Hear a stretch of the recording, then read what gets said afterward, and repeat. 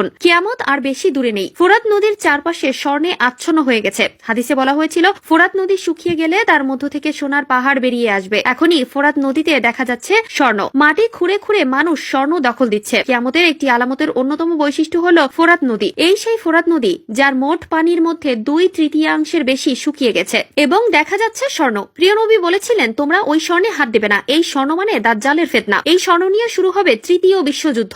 মানুষ স্বর্ণের লোভে শুরু করবেন যুদ্ধ। কে কত সোনা সংগ্রহ করতে পারে তা নিয়ে হবে তাদের মধ্যে লড়াই। ফোরাত নদীর তলদেশে স্বর্ণ ভেসে উঠেছে। লক্ষ লক্ষ মানুষ ভিড় করছে ফোরাত নদী থেকে স্বর্ণ সংগ্রহ করতে। এই ফোরাত নদীর তীরে ইমাম হোসেন রহমতুল্লাহি আলাইহিকে নৃশংসভাবে পৃথিবী থেকে সরিয়ে দেওয়া হয়েছিল। পৃথিবীর একমাত্র নদী ফোরাত নদী। এই নদীর ভেতরে হয়তো চাপা পড়ে আছে হাজারো শহরের নিদর্শন। মহানবী হযরত মুহাম্মদ সাল্লাল্লাহু আলাইহি ওয়াসাল্লামের বলে যাওয়া বার্তা যে, তোমরা ততক্ষণ পর্যন্ত কিয়ামতের আশা করো না যতক্ষণ পর্যন্ত ওই ফোরাত নদী তার ভেতর থেকে সোনার পাহাড় না বের করবে। ফোরাত নদীর সাথে কিয়ামতের একটি সূত্র রয়েছে। প্রিয়